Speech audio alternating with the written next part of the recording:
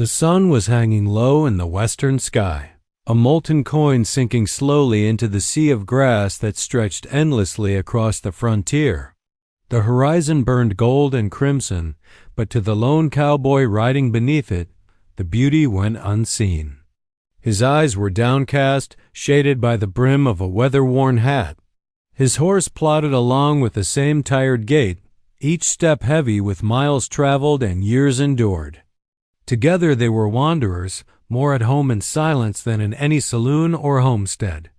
The cowboy had been alone for too long, so long that the whisper of the wind had become his only companion, and the crunch of his horse's hooves on dry earth was the closest thing he had to conversation.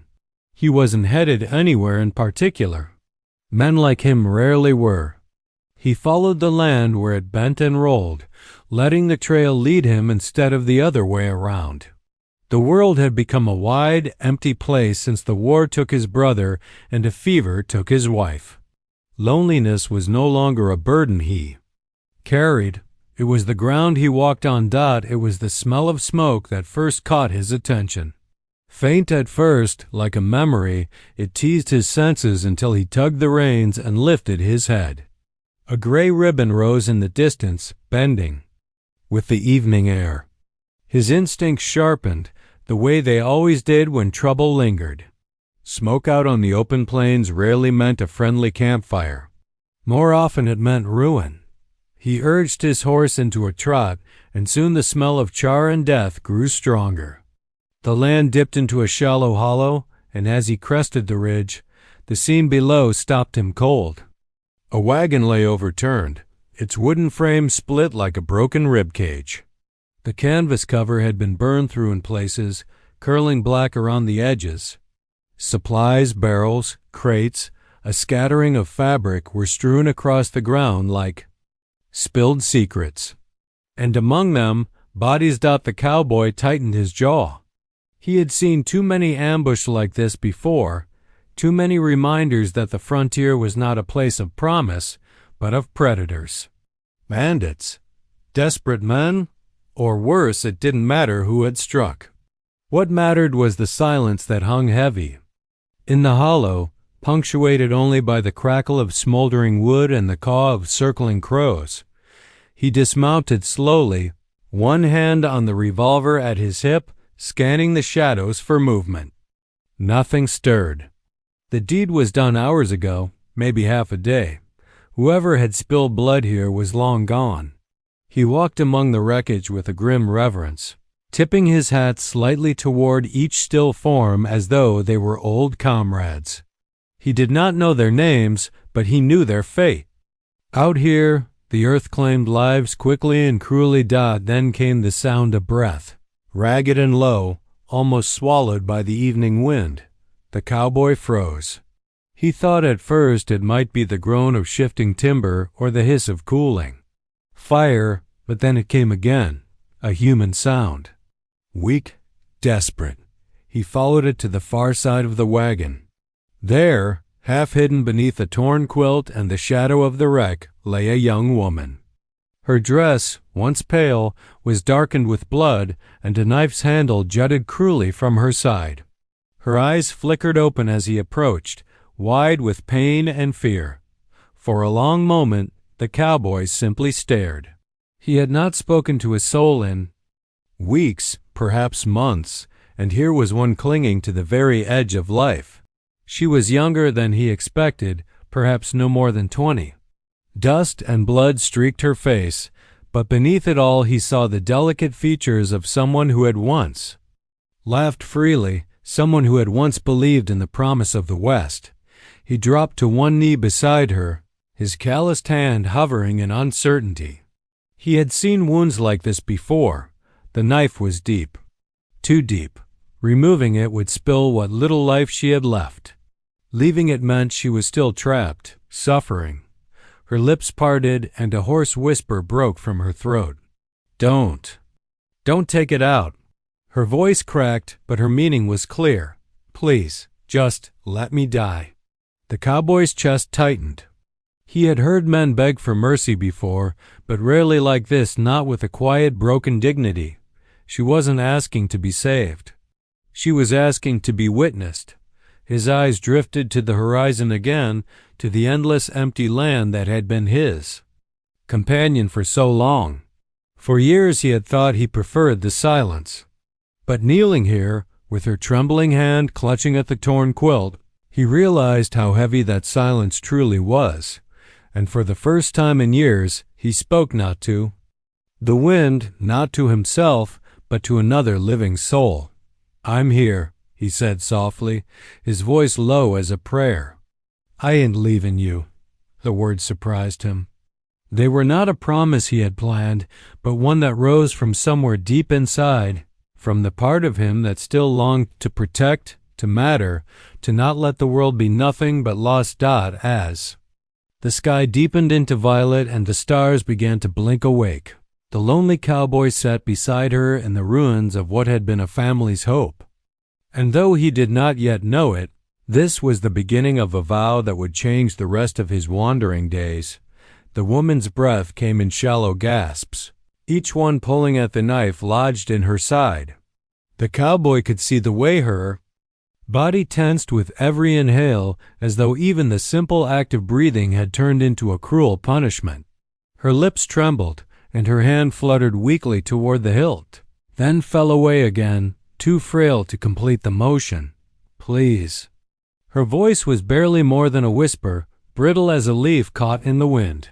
She turned her eyes toward him, and he could see the sheen of tears beneath her lashes. "Don't take it out. Please, let me go." The cowboy's jaw clenched beneath his unshaven face.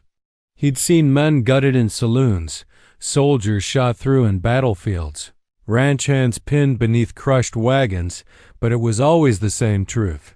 Sometimes, pulling steel free meant blood spilled faster than a man could catch it. He knew she wasn't wrong. If he yanked the blade from her side, she wouldn't last minutes. But leaving it, there wasn't salvation either. It was only delaying the inevitable. He swallowed hard, his throat dry from dust and silence. What was a man supposed to say to such a plea? The desert had stripped him of his words years ago, but the sight of her eyes so alive, even in their fading, forced something out of him. "I ain't talking it out," he said, his tone steady but quiet, like the murmur of a river that had almost run dry. "Not unless you ask me to." The woman gave a shaky exhale, relief and sorrow tangled together in the sound. She shifted slightly, wincing, and a tear slipped down her cheek. I don't want to scream," she whispered. "I don't want it to end like that." Her words cut through him sharper than the knife itself. He had been alone for so long, but in that moment he felt her fear as if it were his own. She wasn't afraid of dying. Death was already close enough to taste. She was afraid of dying badly, in agony, forgotten, with no hand to hold hers when the dark finally claimed her. The cowboy looked down at his hands. They were rough, scarred, weathered by rope and steel, better suited to holding reins or swinging a hammer than comforting a stranger. Yet now, without hesitation, he reached for hers. Her fingers, small and cold, curled weakly around his palm. "You won't be alone," he said, voice low but firm. The vow was born in that instant, simple and unshakable. The woman closed her eyes for a moment, letting out a faint sob that seemed half pain, half gratitude. "Why?" she asked after a pause, her voice quivering. "Why stay? You don't even know me." The cowboy stared at the dirt for a long moment, his thumb brushing gently across the back of her trembling hand. Memories pressed against him, his wife's last cough, his brother's final breath on the battlefield, the graves he had left behind without ever daring to look back. "Maybe I don't know your name," he said slowly, his voice gravelly but earnest, "but I know what it means to die with no one by your side. And I won't let that happen to you." Her eyes opened again, wide and wet, searching his face as though testing whether his words carried truth. Whatever she saw there eased something inside her. Her shoulders relaxed slightly and her grip softened, though she never let go of his hand. For a while, silence stretched between them. The only sounds were the distant howl of coyotes testing the night and the faint crackle of charred wood behind the wagon. The prairie wind tugged gently at her hair, brushing strands across her face, and the cowboy reached out with his free hand to smooth them back. The gesture surprised him. It had been years since he'd touched another person with tenderness, but here it came as natural as breathing. Her eyes fluttered closed again, and her lips moved faintly, shaping words she barely had strength to speak. He leaned closer, straining to hear. "My family? They're gone, aren't they?" The cowboy's chest ached. He wanted to lie, to offer her comfort in a softer story, but she deserved the truth. "Yeah," he said quietly, "they're gone." Tears slid down her cheek. Her voice cracked. "Then there's nothing left for me."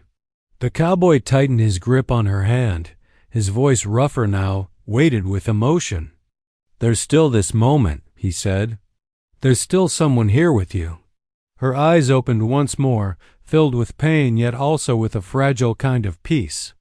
She gazed at him as though he were a lantern in the dark, not bright enough to banish the shadows but strong enough to keep them at bay for just a little while longer.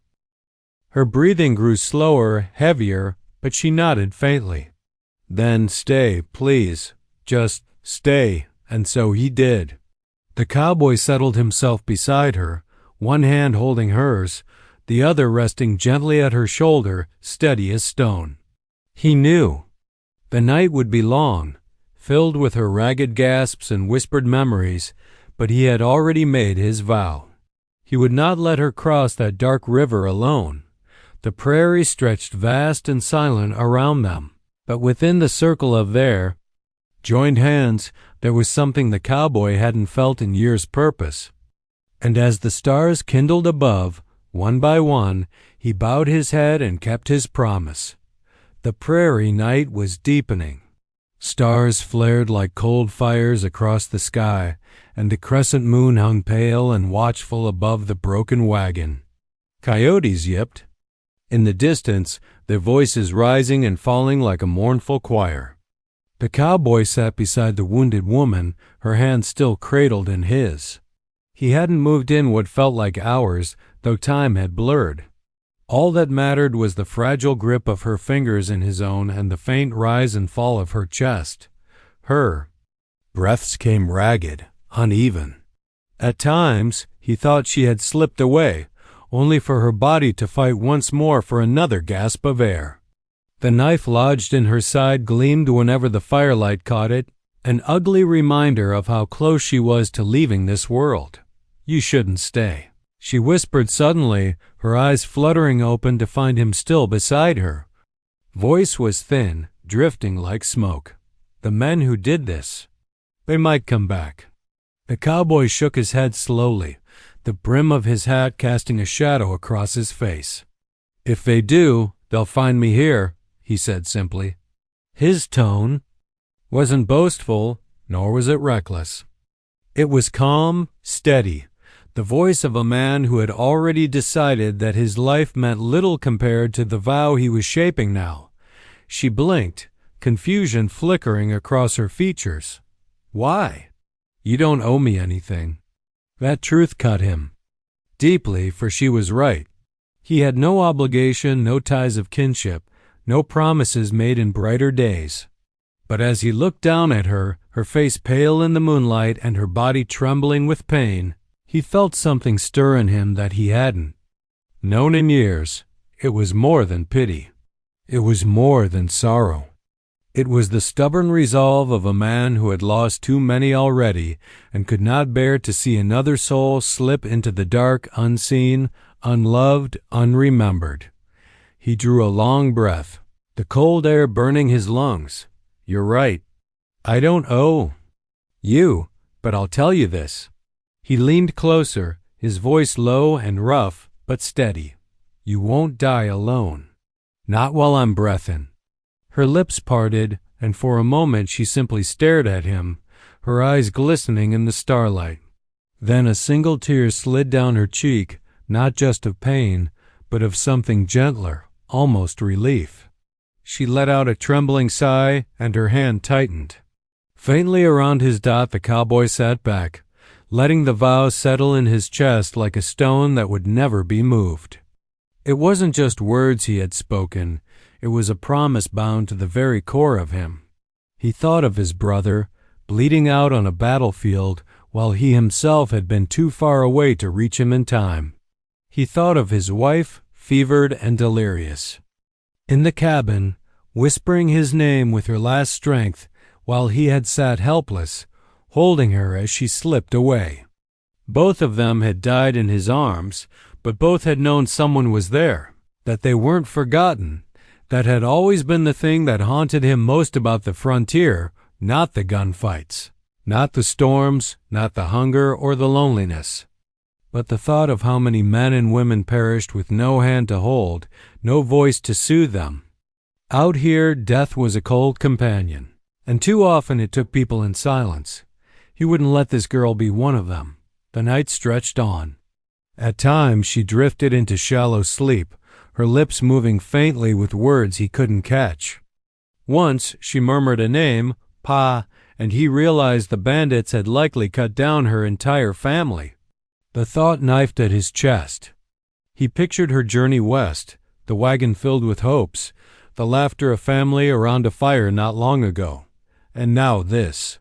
The prairie swallowing all of it, leaving only her and him.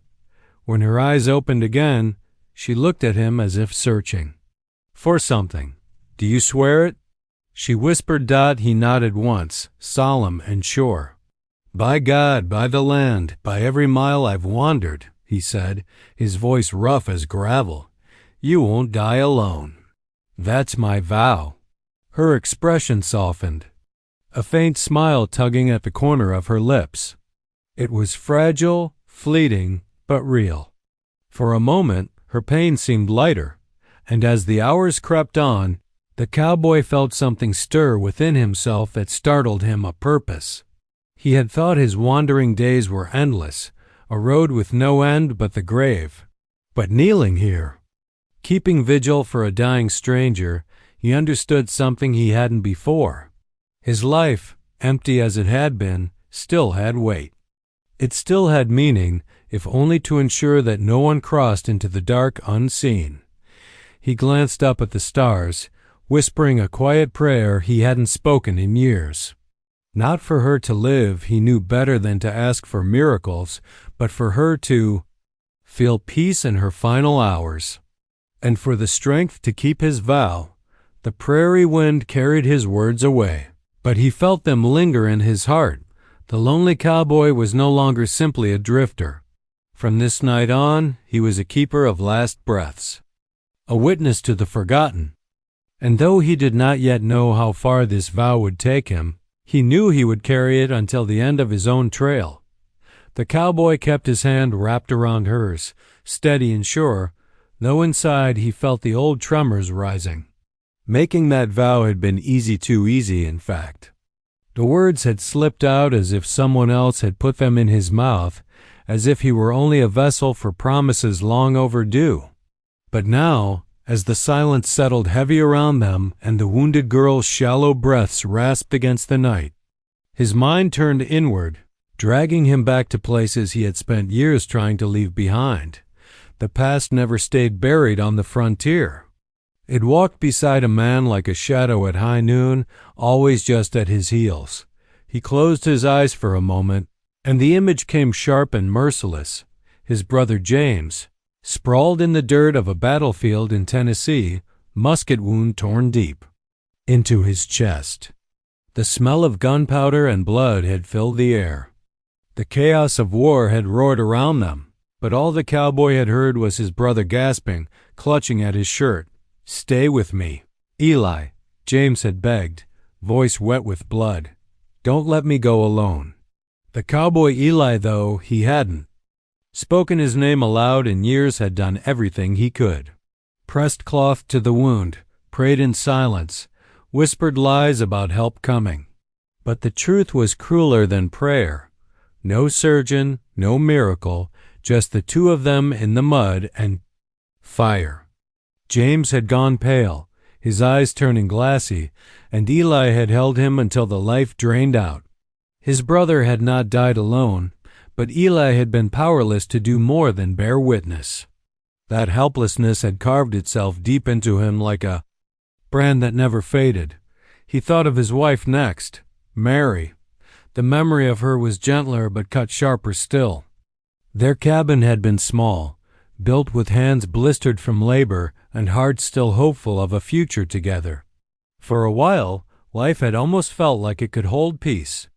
Then the fever came, creeping through the valley like smoke. Neighbors fell first, then Mary.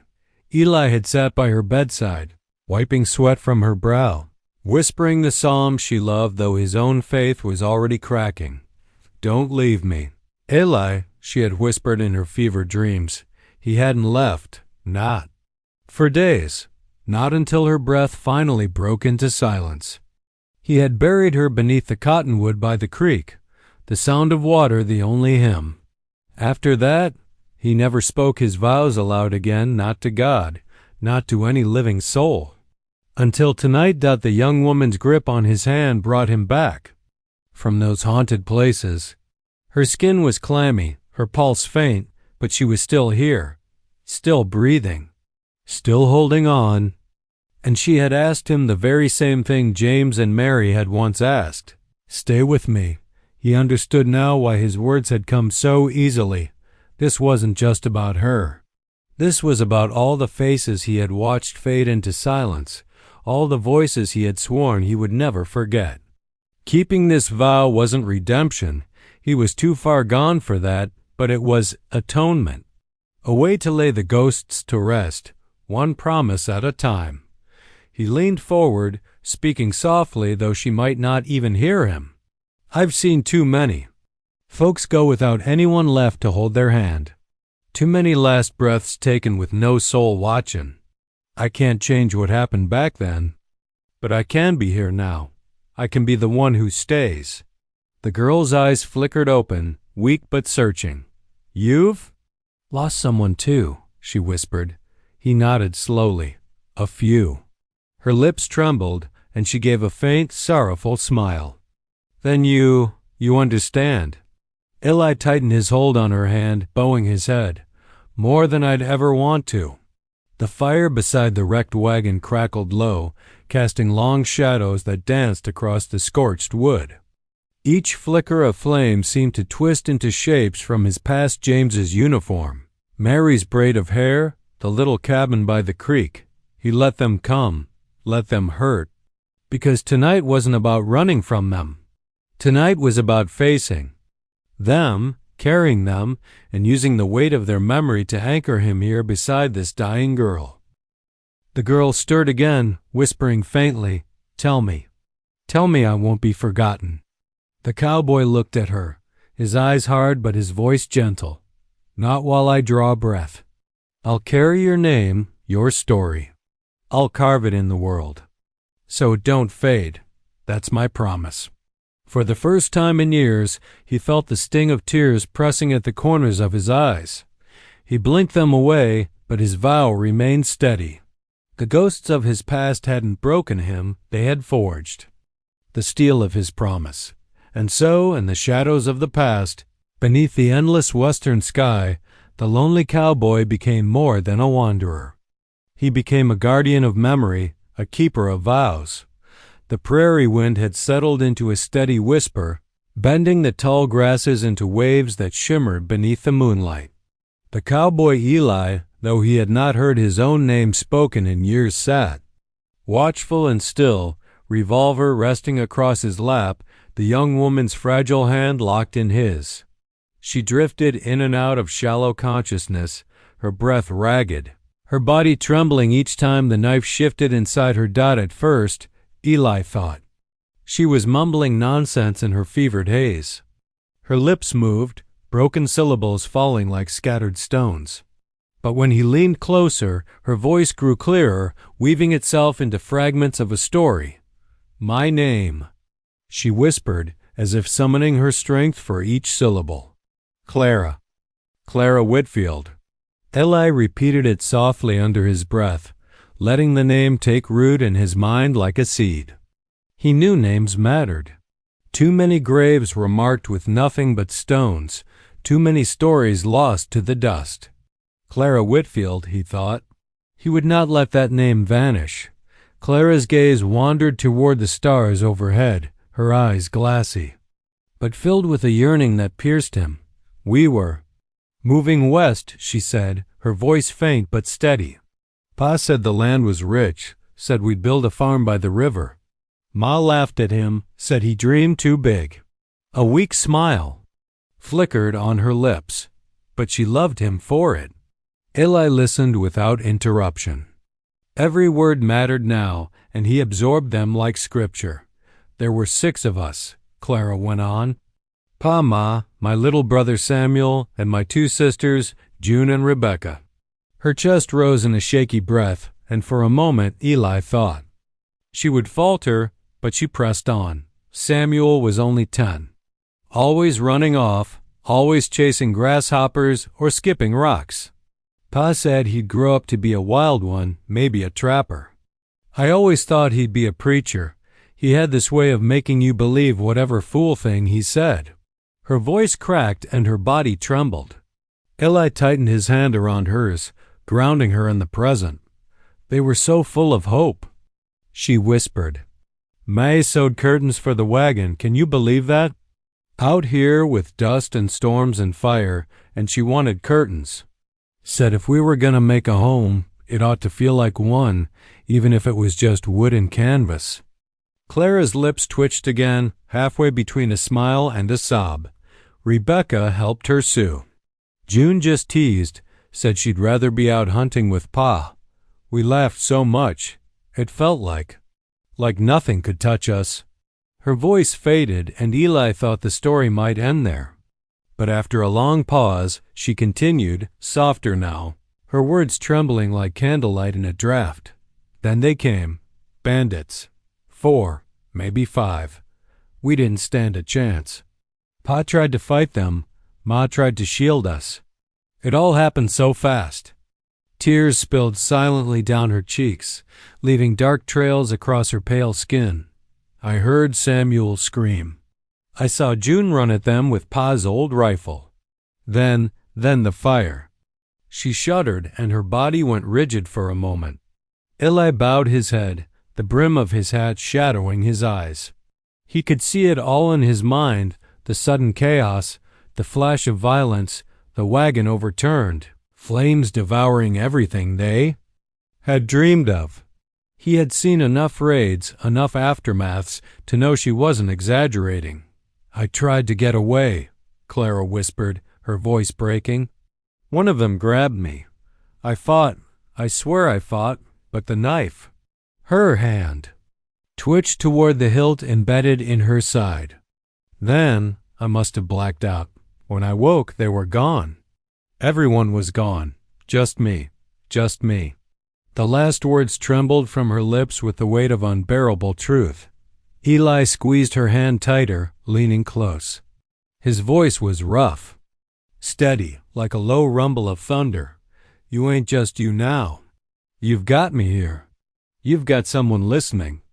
Clara's eyes fluttered open, glassy and filled with both pain and gratitude. She searched his face, her breathing shallow. Will you remember them? She asked, her voice urgent despite her weakness. My family. Pa, Ma, Samuel, June. Rebecca. Don't let them disappear. Eli swallowed hard. His throat ached with words unspoken, but he forced them out one by one. I'll remember every name you've given me. I'll carry them like I carry you. They won't be forgotten, Clara. Not while I'm still walking this earth. Her lips curved faintly upward, a fragile smile through the tears. Thank you, she breathed. Eli bowed his head, silent for a moment, then spoke with a conviction that came from the deepest part of him. It's my vow. Same as I swore to you, you won't die alone. And neither will your kin. They'll live in the stories I tell, and the places I go. Folks'll know their names, that's a promise." Clara's eyes softened, and she let out a shaky sigh that sounded almost like peace. She closed her eyes, her head resting more heavily against the quilt beneath her. Eli sat there in the moonlight, his hand firm around hers, repeating the names silently in his heart. Pa, Ma, Samuel, June, Rebecca, Clara. The prairie might take her body, but it would not erase her story. The wind shifted, carrying the dry scent of sagebrush and dust across the hollow. Eli sat unmoving, his hand still clasped around Clara's, his revolver steady across his lap. He had listened to her story in silence, every detail carving itself into his heart as if it had always belonged there. He had repeated her family's names over and over in his mind, each one a small monument against the vast forgetfulness of the frontier. Now, as the firelight waned to embers, Clara stirred again.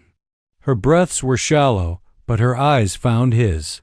For the first time since he discovered her, there was something in her gaze besides fear and pain. It was fragile, a trembling spark, but it was there. "You said," she whispered, her voice hoarse but insistent, "you'd remember us." "I will," Eli said. His voice was rough, but certain. "Every name, every word you've told me. They'll ride with me long as I've got breath." Her fingers flexed faintly in his. "Then maybe I can tell you the rest. Not just how it ended, but how I wanted it to be." Eli blinked, caught off guard. "The rest?" She gave the faintest nod, her lips curving in a shadow of a smile. "My dreams. What we came here for. What I wanted most." The cowboy shifted, leaning closer so he wouldn't miss a single syllable.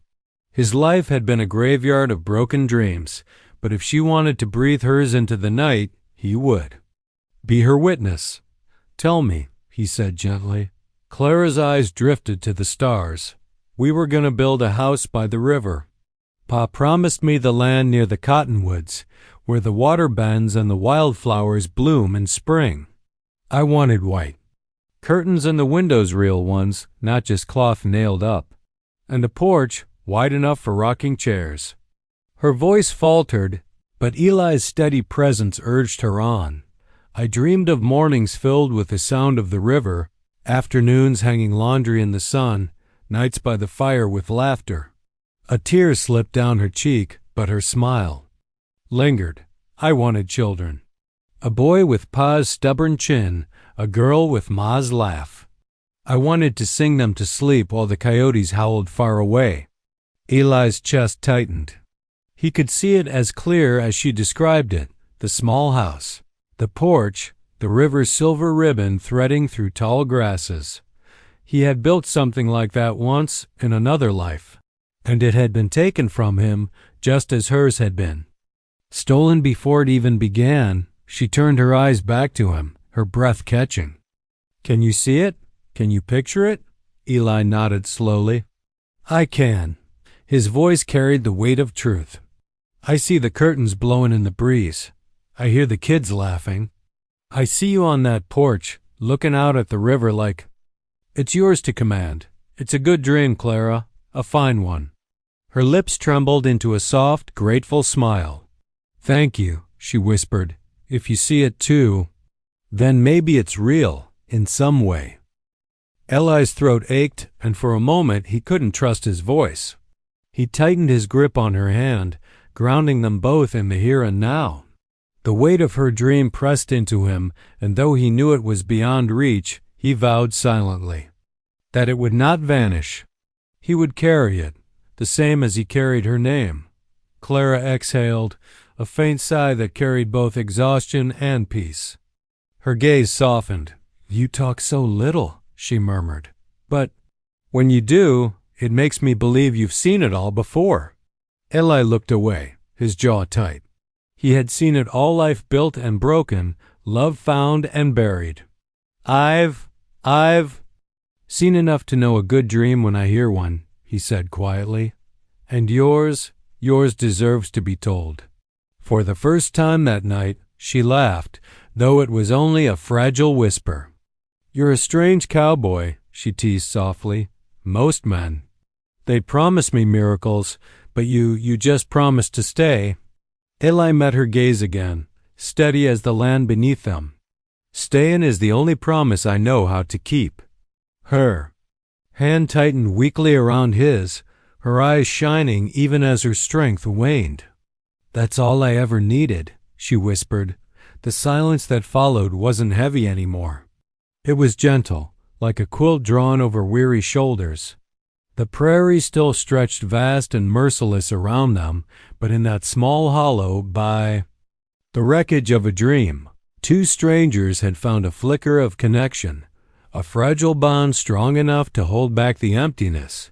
If only for a while. Eli kept watch, his thumb brushing over her hand in slow, steady motions. He had no cure to offer, no salvation to grant, but he could give her this, the promise of presence, the weight of remembrance, the shared vision of a life that might have been and in the starlight, with Clara's voice still lingering in his ears. The lonely cowboy felt something stir in him he had thought long buried, the warmth of belonging, if only for a fleeting night. The fire had burned down to a bed of embers, its glow faint against the vast prairie night. Shadows stretched long and black across the hollow, and the stars above gleamed sharp as broken glass. The night had teeth, and Eli knew it. He had ridden these plains long enough to understand how quickly darkness could turn hostile. Clara stirred beside him, her hand still nestled in his. She shivered once, and Eli felt it through her frail grip. The blood loss was pulling the heat from her, leaving her body as fragile as glass left in frost. He slipped his duster coat from his shoulders and wrapped it around her, careful not to disturb the knife jutting from her side. The garment swallowed her, the heavy wool rough against her skin, but it gave her warmth. She murmured something, too faint to catch, and then nestled weakly into the folds. Eli tugged the edges closer, fastening it with a firm but gentle hand. The prairie wind carried a sound that long, low cry that raised the hairs on the back of his neck. Coyotes. They had been circling for hours, their voices drifting nearer each time. He glanced to the ridgeline, catching movement in the pale moonlight. Silhouettes flitted between tufts of grass, sleek and hungry. Eli rested his revolver across his knee, thumb brushing the hammer. Coyotes were scavengers, not bold enough to strike while he was awake and armed, but they were patient. They knew weakness, smelled it in the air.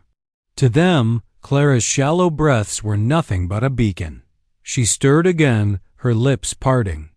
"They're close," she whispered, her voice a faint quiver.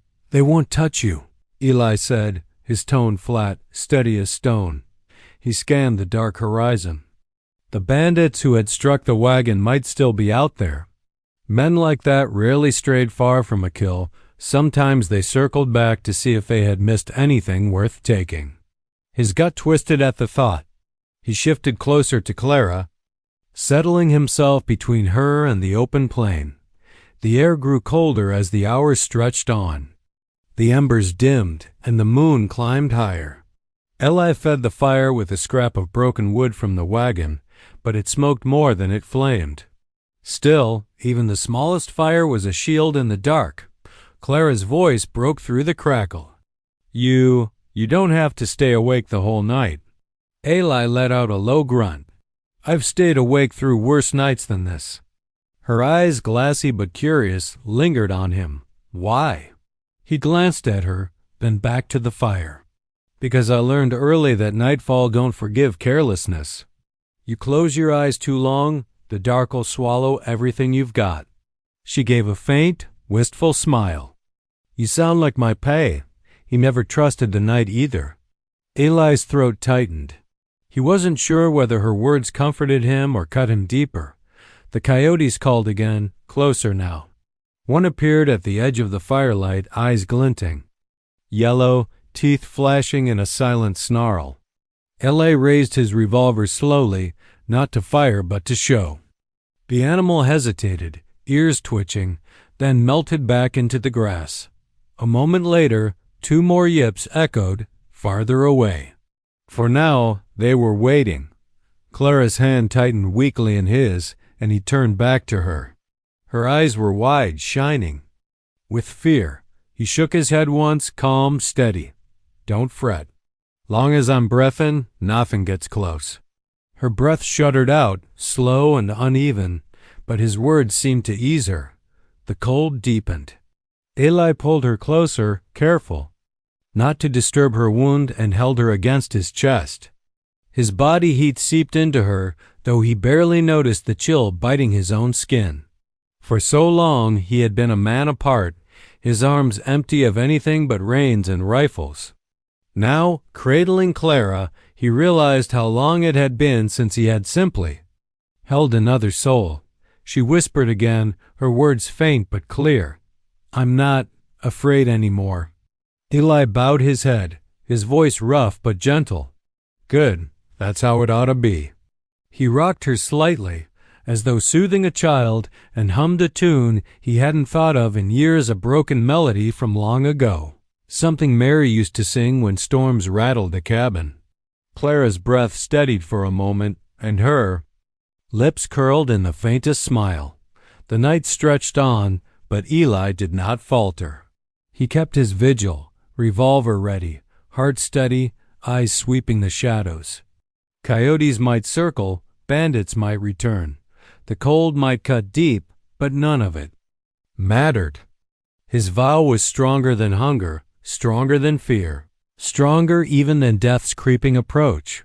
And so, in the encroaching night, the lonely cowboy became her shield, her warmth, her last companion. The hollow was quiet now, save for the restless rustle of the wind. The coyotes had retreated, though Eli knew they lingered just beyond the reach of firelight, waiting for their chance. The threat of them gnawed at the edges of his mind, but here, in the small circle of warmth created by the dying fire and his own body, a fragile calm settled. Clara lay nestled in his duster coat, her cheek resting against his chest. Her breaths came slow and uneven, but they carried less of the ragged edge of fear she had shown before. Eli's arm held her steady, his rough palm moving in slow, steady circles against her shoulder, the way a father might comfort a frightened child. He hadn't touched another living soul in years, not with tenderness, not with care. His life had been measured in empty trails, dust storms, the smell of horse sweat and gun oil. Now, cradling her in the crook of his arm, he realized how starved he had been for the simple weight of another human being.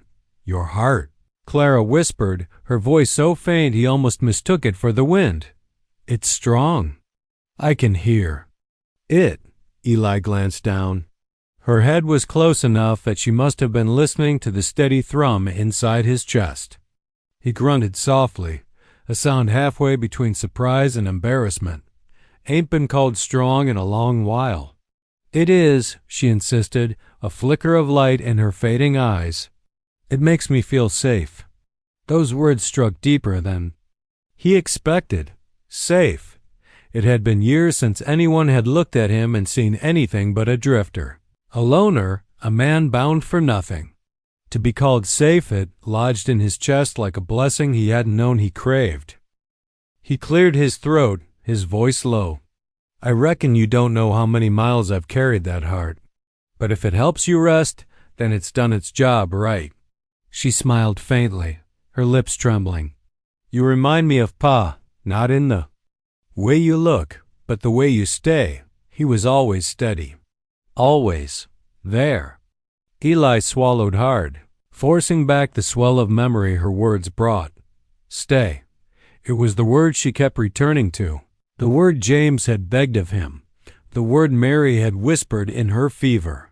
It was the only vow he'd never broken, even when the world fell apart. The fire cracked softly, a small flame licking up from the embers. Clara shifted, her small fingers brushing against his chest. Her eyes fluttered closed, and she let out a breath that sounded more peaceful than any she had taken since he'd found her. For the first time that night, Eli allowed himself to lean back slightly to ease the tension in his shoulders. The prairie stretched vast and cold around them, but within the hollow he created for her, there was warmth. Not much, but enough. She stirred again after a long silence. I used to dream about moments like this, she murmured.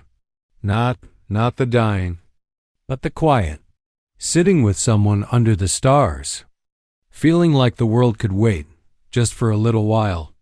Eli tilted his head back, eyes tracing the endless spray of stars above. They were sharp and clear, 1,000 cold fires burning in the heavens. He wondered if Clara had gazed at them on the journey west, dreaming of the same peace she spoke of now. The world don't wait for most folks, he said quietly, but tonight we'll make it wait for you. Her lips curved, her breath shallow but content. That's kind, she whispered. They sat in silence for a long stretch, broken only by the faint crack of wood in the fire and the distant whisper of wind through the grass. Clara's breathing grew slower, steadier, and Eli realized she was drifting into a fragile kind of rest. Not sleep exactly, but a soft surrender to the moment. He studied her face in the faint firelight, the delicate features slackened with exhaustion, the traces of youth still visible beneath the pallor of pain. She looked for once less like a victim of violence and more like the girl she might have been, sitting on that imagined porch by the river, listening to the night's quiet song. A peace settled over him too, unexpected and unbidden. He had carried so much weight, ghosts, regrets, broken vows, but here, holding Clara against him, the burden felt lighter. For this brief moment, the past loosened its grip. Eli let out a slow breath, speaking softly, though she was too far gone into her quiet rest to hear. If this is the last piece you find, Clara, then I'm glad I could give it to you. The words hung in the air, carried off by the prairie wind. He didn't expect an answer, but her fingers twitched faintly. In his, as though she had understood after all. And so the night, cruel and vast, gave them a gift, a moment of peace in the heart of despair. A moment that belonged only to them. The first light of dawn crept slow and pale across the horizon, smudging away the stars one by one. The prairie that had been so merciless in the night softened under its touch, grasses turning from black silhouettes into waves of muted gold. Eli sat unmoving, Clara cradled against him. He had not closed his eyes once. The fire was nothing but ashes now, but the cold no longer bit as sharply, either because the dawn carried with it a trace of warmth, or because Eli had grown numb to it. Clara stirred, her lashes fluttering against her pale cheeks. She blinked, eyes struggling to focus against the new light. Eli shifted, leaning closer so she wouldn't have to strain. Morning's here, he said softly. You made it through the night. A faint smile touched her lips, fragile as the dawn itself. I wanted to see it. One more time. You've seen it, Eli murmured. It's yours. She drew a slow, uneven breath, her chest rising shallowly beneath his duster. Her hand searched weakly, and Eli caught it before it fell. Her fingers felt lighter now, thinner, as if she was already slipping into the spaces between worlds. Tell me again, she whispered. About the house, by the river, the one with the porch. Eli swallowed, his throat tight. He closed his eyes for a moment, picturing the dream she had painted for him. Then he spoke, his voice steady low, certain, it standing strong. By the bend in the river. White curtains fluttering in the breeze. Porch wide enough for 2 rocking chairs, maybe more. Wildflowers spilling all along the bank. I can see you sitting there, watching the water run, humming while the little ones chase fireflies in the yard. Her lips parted in a faint sigh, her eyes softening. Yes, that's it. That's where I'll be. The prairie wind hushed around them, as if the earth itself had stilled to listen. Clara's breath came slower, shallower, each one carrying more silence in its wake. She looked up at Eli with eyes that no longer held fear, only trust. "You kept your word," she breathed. "You stayed." Eli tightened his hold on her, his thumb brushing her temple. "And I'll keep on staying, long as you need me." Her lips curved into the faintest smile, her eyes half-lidded. "Then I'm not afraid, not anymore." The next breath she drew was weaker, a thin whisper of air. Her body relaxed in his arms, every bit of tension easing as though she had finally found the peace she had been reaching for all along. Eli bent his head low, his rough cheek brushing her hair. "You ain't going alone, Clara. I'm right. Here, you just rest." For a moment, she lingered between worlds. Her chest rose once, faltered, then rose again. She exhaled softly, her hand twitching faintly in his. And then silence. Her final breath slipped into the dawn. Carried away like mist. Eli sat very still, holding her as though she were made of porcelain. His heart beat heavy in the quiet, echoing in the hollow that had been filled with her voice just hours before. He bowed his head, not in defeat, but in reverence. The prairie stretched endless around them, indifferent as ever, but Eli felt no emptiness in that moment. Clara's presence lingered, not in her body but in the memory she had given him, the house, the river, the laughter of children never born. She had asked him to see it, to carry it. And he would. Slowly, gently, he brushed a strand of hair from her face. The faint smile still clung to her lips, as though she had gone to her dream at last. "You got your porch, girl," he whispered, voice breaking, "and your flowers. Don't you worry, I'll remember it. I'll remember you." The wind rose, tugging at the grass, rattling the broken wagon nearby. Eli tightened his duster around her one last time, as though shielding her from the chill even now. He sat with her in his arms as the sun climbed higher, letting the warmth fall across her face, gilding it with gold. She had wanted the morning, and he had carried her to it. For a long while, Eli did not move. He was a statue of grief and devotion, the lonely cowboy who had kept his vow. And when at last he lifted his gaze to the horizon, his eyes were steady. He had been alone when the night began, and he would be alone again when he left this place, but he would not ride on empty. He carried Clara's story now, Clara's dream, Clara's final breath. The dawn had claimed her, but Eli knew one truth burned brighter than the sun. She had not died alone.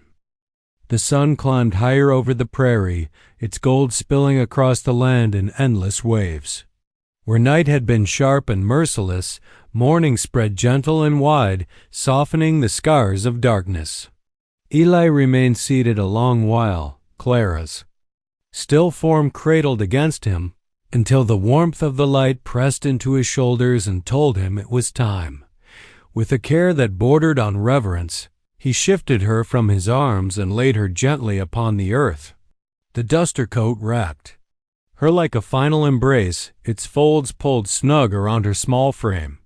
She looked as though she were sleeping peaceful, untroubled, as if she were already sitting on that porch by the river she had dreamed of. Eli rose, his legs stiff and aching from the long night, and scanned the land. The prairie offered little comfort, but it offered space endless, open, unyielding. He found a patch of ground near a cluster of wind-bent cottonwoods, where the earth was softer, and began to dig. The work was slow, his hands blistering against the crude shovel he had salvaged from the wrecked wagon. Each stroke of earth cut deeper, not only into the soil but into his spirit. Sweat ran down his brow, mixing with the dust, but he did not falter. He had carried men to their rest before comrades, strangers, even enemies, but never like this. Never with a vow pressing heavy in his chest. When the grave was ready, Eli returned to Clara. He lifted her once more, his arm steady, his jaw set. She was lighter now, as if the weight of pain had finally slipped away. He lowered her into the earth, adjusting her so she lay as if at peace, her hands folded gently across her chest. For a long moment, he stood at the edge of the grave, staring down at her. His hat rested in his hands, his hair falling wild into his eyes. The prairie wind whispered through the cottonwoods, carrying with it the faintest rustle, like a hymn too soft to name. He cleared his throat, his voice rough when it came. "You said you didn't want to die alone," he murmured. "And you didn't. I reckon I couldn't give you much, not the porch, not the river, not the years you oughta had, but I gave you my word, and I kept it. You got my company till the end. That's something, even if it ain't enough." His hand tightened on the brim of his hat. "I'll carry you with me, every trail, every mile. You'll ride with me now, same as if you were sitting in the saddle right beside.